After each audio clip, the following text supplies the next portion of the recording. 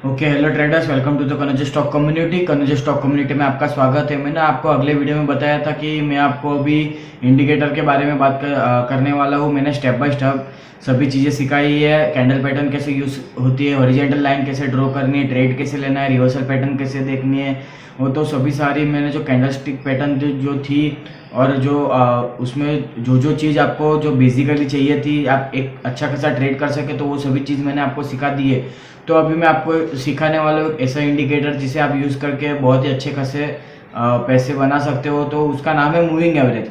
तो moving average first of all, तो moving average किसको बोलते हैं, और मूविंग एवरेज जो लोग बोलते हैं 50 50 मूविंग 15 EM है, कोई बोलता है 20 EM है। तो वो क्या होता है वो मूविंग एवरेज, तो उसे क्या बोलते हैं? 15 EM मतलब क्या है, 20 EM मतलब क्या? तो 50 EM का मतलब ये होता है कि 50 कैंडल के बाद में जो मूविंग एवरेज बनेगा, ऐसी मूविंग एवरेज बनेगी, उसे हम 15 EM बोलते हैं। और 20 कैंडल के बाद में जो बनता है उसे हम 20 EM बोलते हैं। तो वैसे ही हम चार्ट पे कैसे देखेंगे, तो आपको बेसिकली स्टडी पे जाना है। स्टडी पे जाके आपको यहाँ पे मूविंग एवरेज सर्च करनी है। यहाँ पे जैसे ही मूविंग एवरेज सर्च करोगे, आपको यहाँ पे एक ऐसा मूविंग एवरेज खुल के आएगी। उसके बाद में आपको यहाँ पे इधर पीरियड लिखा होगा कि 50 की मूविंग एवरेज है। इधर इधर आपको फील्ड में कुछ भी नहीं करना है। उसमें आएगा टाइप। टाइप में आपको एक्सपीरियंस क्लियर करना है। तो जैसे ही आप 50 टाइम पीरियड यहाँ पे आते हैं, आपको 50 की ऐड करनी है, 20 की ऐड करनी है, 30 की ऐड करनी है, या 10 की ऐड करनी है। कोई 10 की लगाता है। अगर आप इंट्राडे ट्रेडर हो तो जितना हो सके उतना कम कम में लगाए, 20 की लगाए, 10 की लगाए, या 50 की लगाइए। तो ऐसे ही आपको मूविंग एवरेज सेट करनी है। उसके बाद में जैसे ही मूविंग एवरेज सेट होती है, तो हमें ट्रेड कैसे एग्जीक्यूटेड करना है, हमें ट्रेड कैसे लेना है, एसएल कैसे रखना है, वो मैं आपको बताता हूँ। तो जब भी ऐसा ऐसा ट्रेड बनते, मैं बेसिकली 5 मिनट के चार्ट पे देखता हूँ। मैं आपको बड़े टाइम फ्रेम पे भी दिखा दूंगा। पहले हम 5 मिनट के चार्ट पे बैंक निफ्टी में देखते हैं। तो यहाँ पे मैंने बैंक निफ्टी का 5 मिनट का चार्ट लगाया है। यहाँ पे मैंने जो मूविंग एवरेज लगाई हुई है, एक 10 की मूविंग एवरेज है और एक जो मूविंग एवरेज है वो 20 की मूविंग एवरेज है। मतलब यहाँ पे मैंने दो में EMA यूज करता हूँ बेसिकली। तो ये मैंने लगाई। आप कौन सी भी लगा सकते हो, 50 की लगा सकते हो, 30 की लगा सकते हो, 20 की लगा सकते हो। यहाँ पे मैंने 10 और 20 की लगाई है। तो आज ही मार्केट में देखो, यहाँ पे तारीख 29/9, जैसे ही मार्केट ओपन हुआ, नीचे यहाँ पे मूविंग एवरेज पे टच किया।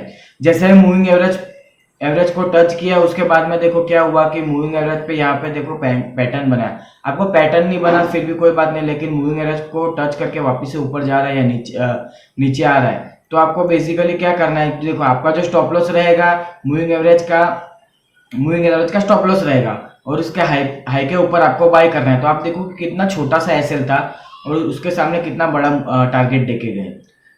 तो निफ्टी में हम लोग देखते हैं कि निफ्टी में ऐसा बना था कि नहीं बना था। तो निफ्टी में भी आप लोग देखोगे तो निफ्टी में नहीं बना था। आज के दिन में निफ्टी में तो बना ही नहीं था। लेकिन यहाँ पे आप देखोगे तो हाँ बना था, लेकिन लेट बना था।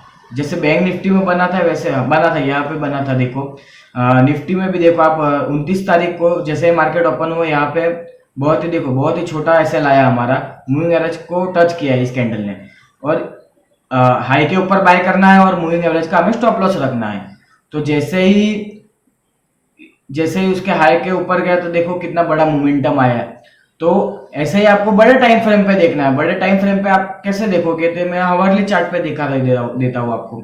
हवरली चार्ट पे मैं थोड़ा दूर का चार्ट दिखा देता हूँ। आपको भी ऐसे ही स्टडी करना है, आपको ऐसे ही प्रैक्टिस करना है। आगे के जो भी कैंडल पैटर्न बनी हुई है, जो भी कैंडल बनी हुई है, उस पर जाके आप बैक टेस्टिंग करो। आप देखो पहले तो आप उसको पेपर ट्रेड करो कि सही में मूविंग एवरेज काम कर रहा है कि नहीं कर रहा है। उसके बाद में ही आप धीरे रह के ट्रेड एग्जीक्यूटेड करो।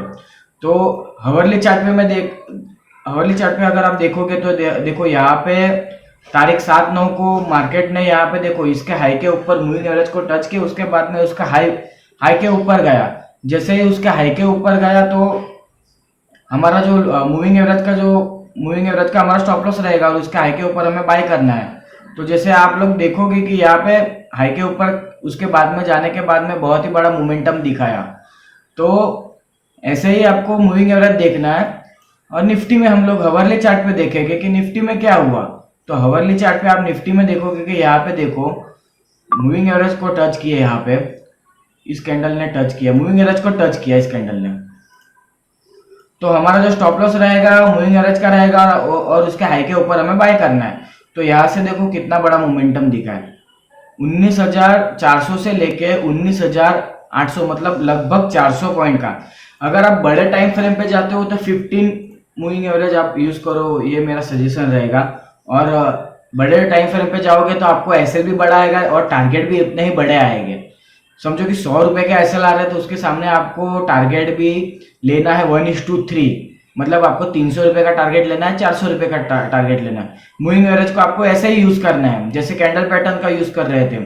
आपको जो टारगेट लेना है, पहला जो टारगेट रहेगा 1:3 ही रहेगा, 1:2 लेना ही नहीं है हमें, 1:3, उसके बाद में हम ट्रेल करके जाना है। तो ऐसे वीडियो जानने के लिए इस चैनल को शेयर करो, सब्सक्राइब करो और लाइक करो।